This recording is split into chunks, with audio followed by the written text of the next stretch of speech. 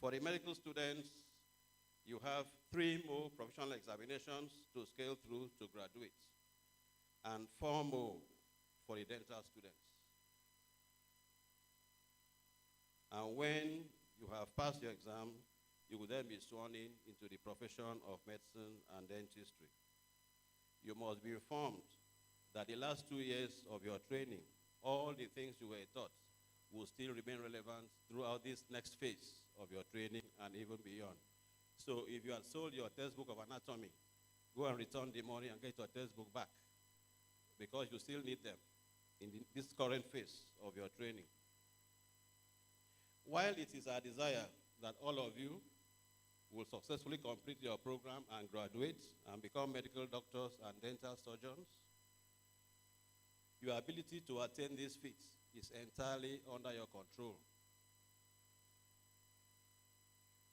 You will succeed only if you imbibe the right attitude and comply with all the regulations that guide your course of study. The college management decided to introduce this event to guide you and to equip you with the necessary tips for success in the remaining part. I implore you to be humble, inquisitive, and adopt the right attitude towards your studies. Remember that you will only graduate if you are found to be worthy, not only academically, but also in character. As they say, you do the needful. On behalf of the college management, it is therefore my pleasure to wish you success in the remaining period of your training, and we look forward to that time when you'll become our professional colleagues. Thank you, and God bless you.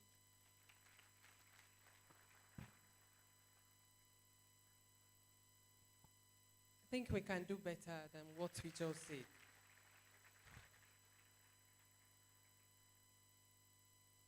May I now invite the Vice Chancellor, who is the chairman of this occasion, to present her opening remark.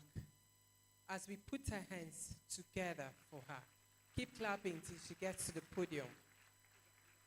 The louder you clap, the faster she comes. Keep clapping, keep clapping, keep clapping. Good morning, Chairman, Committee of Deans, Provost, medical elders. I've seen Professor Ekanem.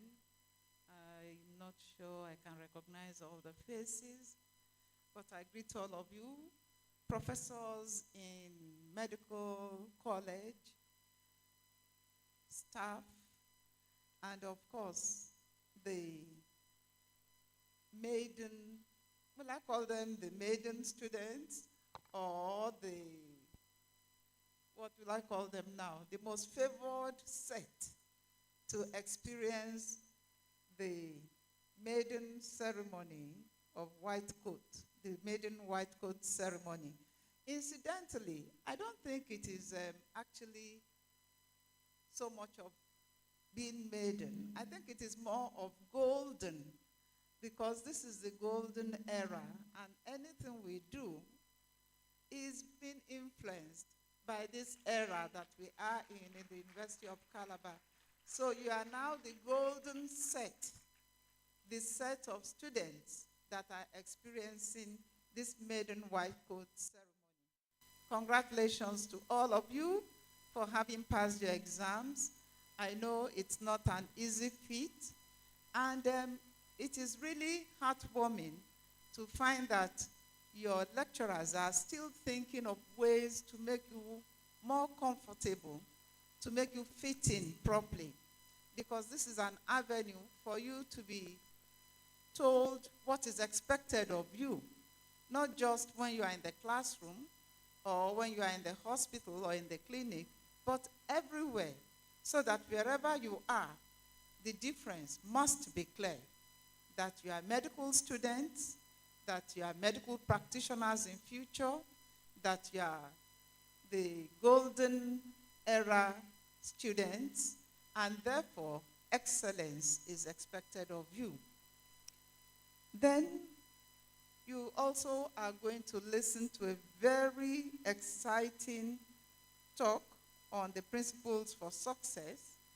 And I tell you that Professor Ekanem is someone that I know can make even the inanimate objects to find something to hold on to, because it's that good. It's going to be something that you'll enjoy listening to.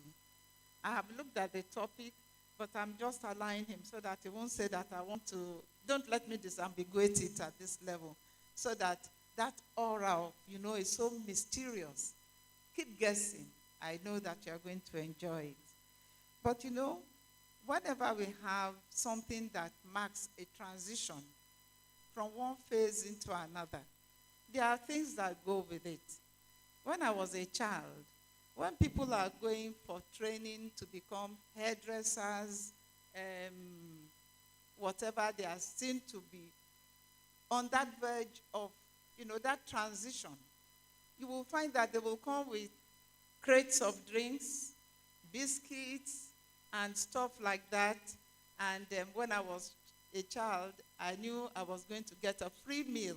I'm just wondering, what are the students going to do for inviting us to this their transitional phase? Are they also going to give us some plates of rice? Or will it be injection? Well, you don't know how to give that one yet, so I won't risk that with you. But on behalf of the Vice Chancellor, Professor Florence Bankwobi, I welcome everyone to this most important event. And I tell you, if for no other reason, that we are the ones to be here has also made history, because we will tell them we were there the very first time it happened in the University of Calabar, and that is something worth celebrating. Thank you very much. Let's see how it unfolds, and I will take the report back to the Vice Chancellor, even though she said to give you her regards and to know that she too is eagerly waiting to hear how it all goes. Have a nice time, everyone. Thank you.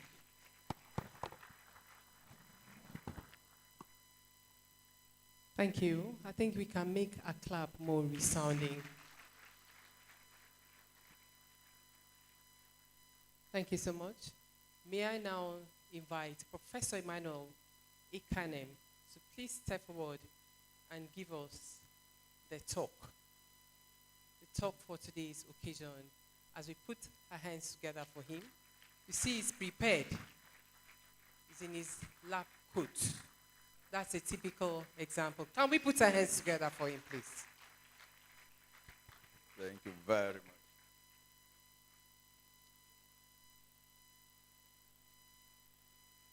Before I start, let me observe to the Vice Chancellor that this your leg chain is too high. Vice Chancellor, this your leg chain is too high for me. Next time, no, I'm joking. No, I need it. No. Okay, bring it. It's a planned appetite that has failed.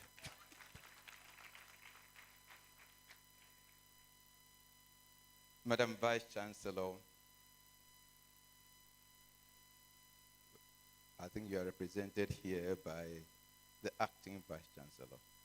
And the acting Vice Chancellor, and I want to write, with whom I share many things. And you will permit me to be a little personal and say that her mother-in-law was my mother's friend. And every morning, every day, every night, they were praying for me and her husband. This woman never stopped praying. She's going to be with the Lord. I believe that what God is seeing your husband through and what has become of us, all of us, she will pray for night and day and be serious. We can owe a lot of it to our own intercessions. May God bless her memory and our children's children. The Deputy Vice Chancellors, Provost, deans, heads of departments, professors, and my dear colleagues, and most importantly, our dear medical and dental students. Today, you join a tradition, a culture, and a preparation to join a cult. I say you're preparing to do what? Join a cult, which dates back to before antiquity. Though it predates antiquity, it is well held that the Greek Hippocrates, who lived about 460 BC, who taught in circuit at various medical schools for a fee. He didn't teach for free. So Vice Chancellor, make sure that I'm paid all the allowances. Hippocrates taught for a fee. You had to pay him in the Greek era. He expunged superstition from medicine and dentistry and brought in rationality, observation, record of symptoms, diagnosis, prognosis, and prevention. Perhaps he is most famous for the oath named after him, and I use that phrase, named after him, very judiciously, because he's actually thought that he may not have written it. Maybe his students that wrote it and put his name to it. When you put my name, only put my name if I have helped you in the writing or been there, part of the writing. Let me share with you, dear students, the original form of the Hippocratic Oath. And all of us here, I will share with you. There's a reason why I want to share with you the original form. And it goes like this. I swear by necessary for his support, I will consider his son or others. I will teach them my art without reward or agreement. And I will impart all my acquirements, instructions, and whatever I know to my master, but will commit that affair entirely to the surgeons. That's why sometimes we call the surgeons cutters of stones, apart from calling them that they shed innocent blood, but they shed innocent blood for good reasons. So let them continue to cut the stones. Whatsoever house I may enter, my visit shall be the physician's oath, does not mention the gods and punishments. I have, however, drawn your attention to the oath in the original form in order to show how profound this was and still is in its current form, and the sacred origins of the physician's oath.